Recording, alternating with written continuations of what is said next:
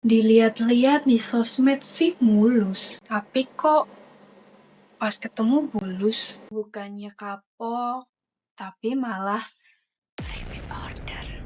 Assalamualaikum warahmatullahi wabarakatuh. Sugeng Rawu Healthy Gang. Kenalin, aku Gita, Public Health Storyteller yang suka bahas dunia kesehatan. Oke gengs, di GCC kali ini atau di Jadi Gini Ceritanya, kita akan bahas kasus yang lagi hype banget atau viral banget di semua platform saat ini. Coba tebak. Yaps, kalian betul. Tidak lain tidak bukan tentang kasus Sister Hong. Ternyata adalah seorang pria berusia 38 tahun. Sister Hong atau yang dikenal sebagai Uncle Red bernama asli Xiao yang tinggal di Nanjing, China. Xiao menyamar sebagai seorang wanita dan berakting seolah-olah ia adalah wanita yang telah bercerai dengan suaminya. Tapi sebenarnya Xiao ini punya istri nggak sih? Sebenarnya Xiao ini sudah memiliki istri, gengs. Sayangnya, istrinya ini sudah meninggal dunia. Xiao atau Sister Hong ini juga totalitas loh, gengs. Yang juga menggunakan wig, menggunakan baju seperti perempuan, make up yang tebal, dan seringkali ia juga menggunakan masker yang kira-kira buat apa ya?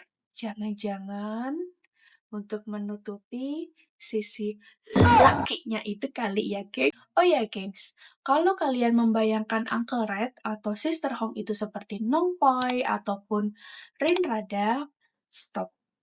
Kalian salah besar ya, gengs. Karena Sister Hong atau Uncle Red itu seperti ini.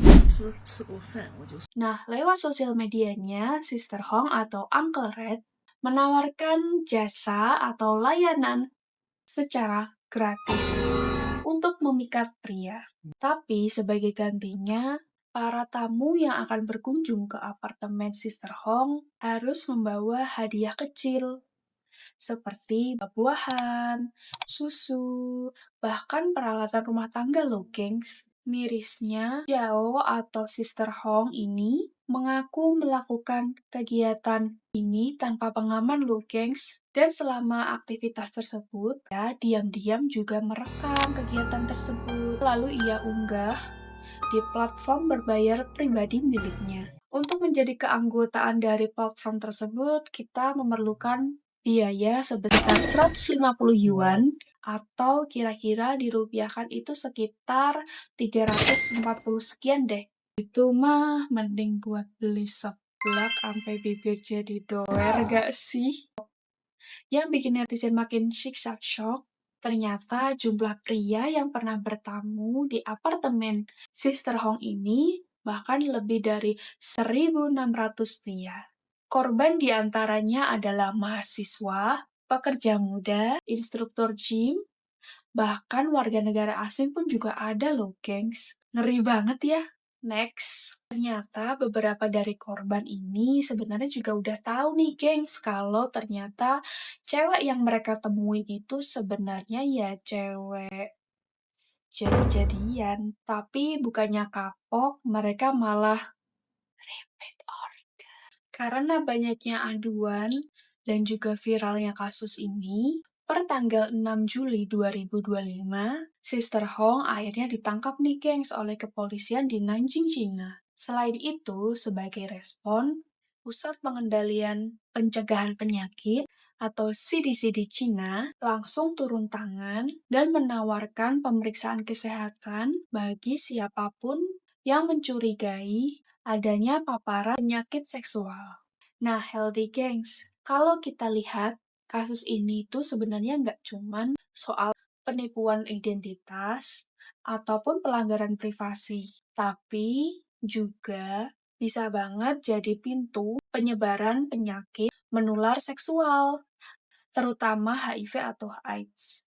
Sebenarnya apa sih HIV ataupun AIDS itu? HIV atau Human Immunodeficiency Virus adalah virus yang menyerang sistem kekebalan tubuh manusia. Kalau virus ini dibiarkan tanpa pengobatan, lama-lama tubuh kita makin melemah untuk melawan infeksi dan penyakit.